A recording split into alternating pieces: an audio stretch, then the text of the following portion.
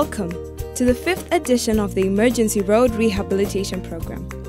This week's installment takes us to the Manicaland province, Kumakomoyo, where we take a look at how Phase 1 and Phase 2 of the Emergency Road Rehabilitation Program have progressed.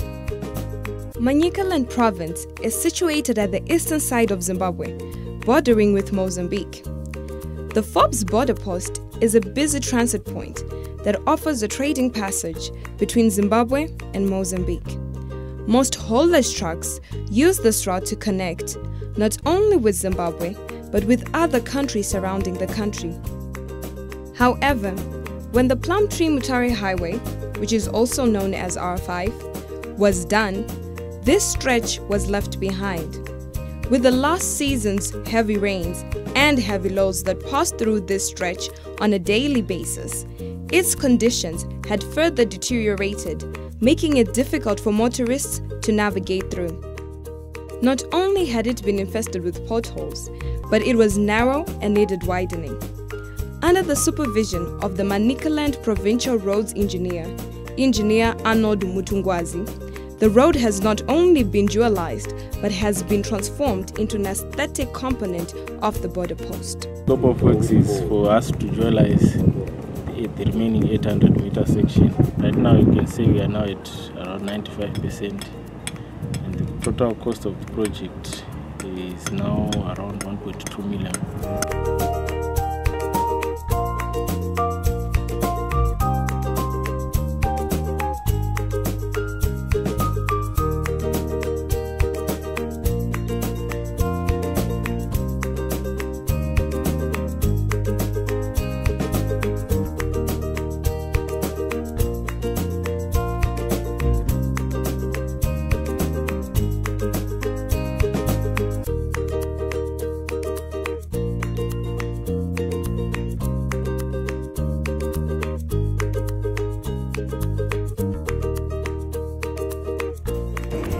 Zvatibatsira zvakanaka because taifamba kare taifamba tichineseka tichibva uku kuMozambique taineseka pokumira apa road mota dzaitsindana dzaizara apa pokuenda taineseka imwe pokutena taineseka pokufamba taifamba zvakashata pano kuoneka ingati paEuropa yanyara yanaka kushinga iti pane pokumira tikadzoka kuZimbabwe dzimwe dzisifamba zvakanaka uko.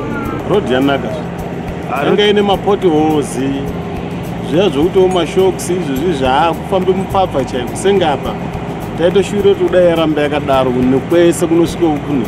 But nyaya 1 manje parod iyo nyowanika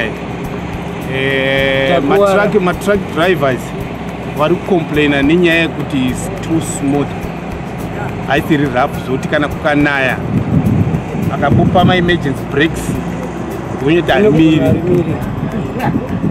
Ndo imwe nyaya iri kunetsa parodi iyoyo, but otherwise pazvimwe zvese iri right zvoti yafara zvoti kanga kari kadiki gonyeti kana rikafa pakati apa paita congestion yacho yanga iripo papo yanga yakaoma zvoti congestion yacho yasvika neMozambique. Saka pari izvozvi zvimanje tinotenda zvangu because wakazoigadzira zvakanaka. Yes, sir.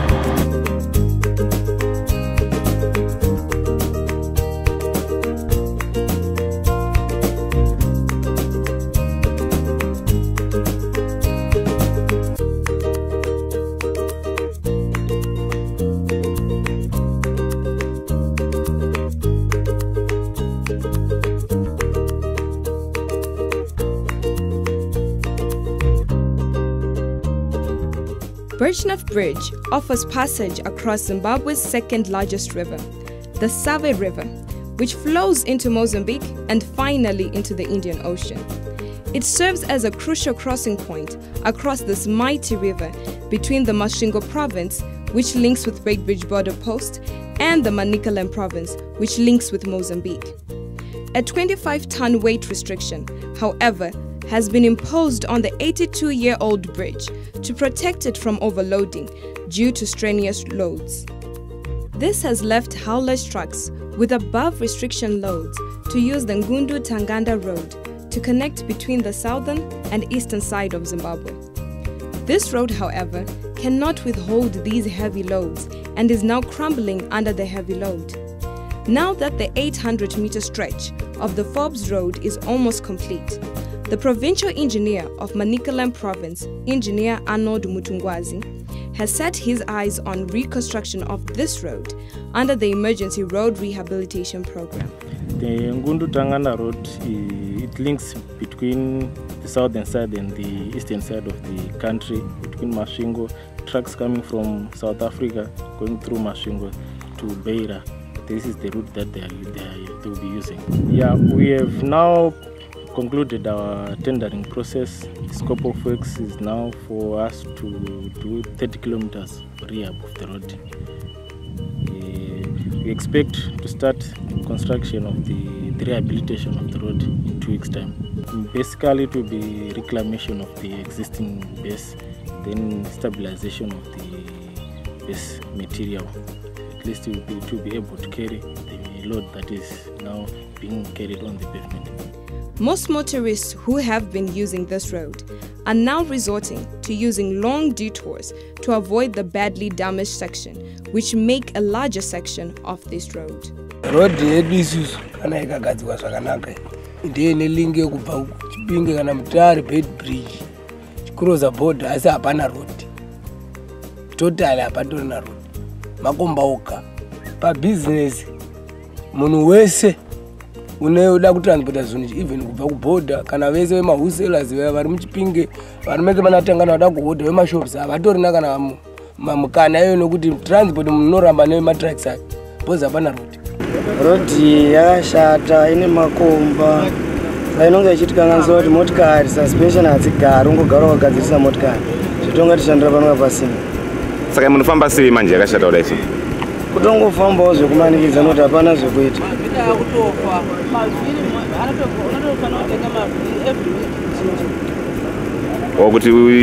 Kuti zvinazofamba everyday kutopinda mugaraji kusvika yangofa nemakomba.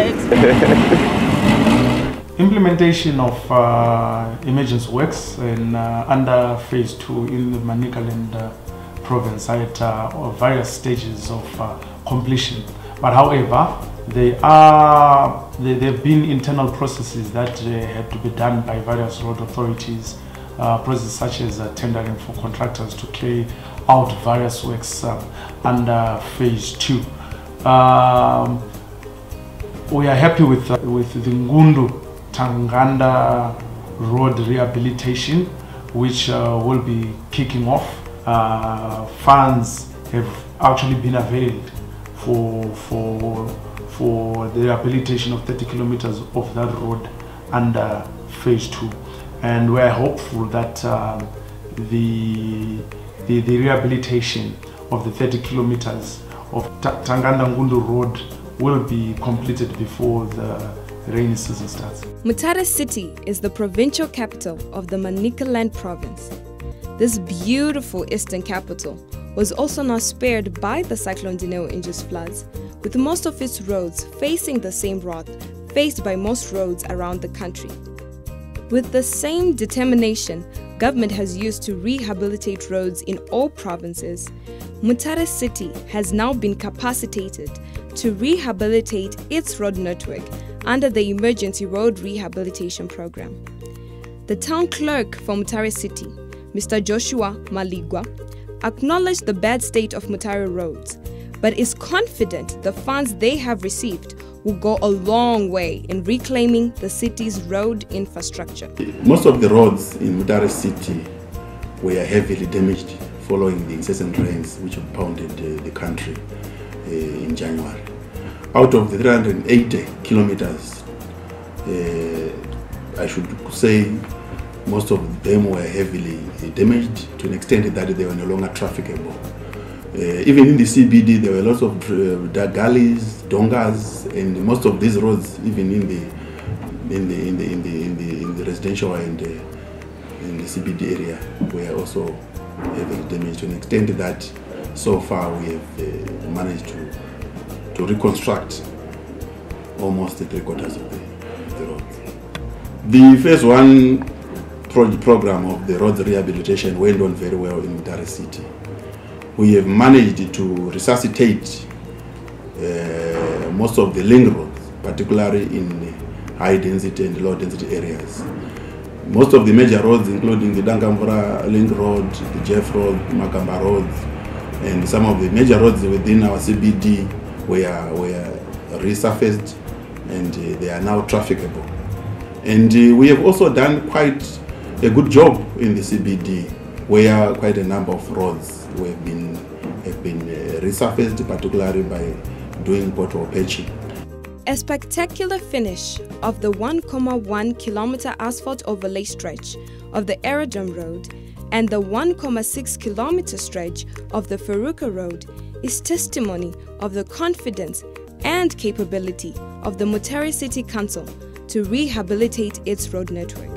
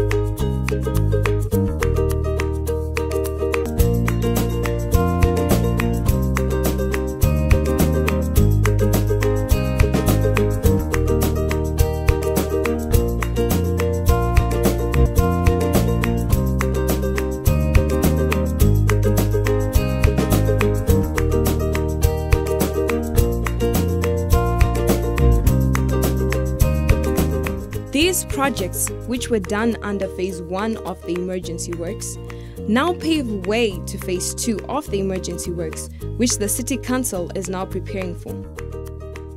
We have since received a tranche of 400,000, and as a council, last week we met with our special council meeting and councillors, whereby we were deliberating on how should the tranche is going to be used.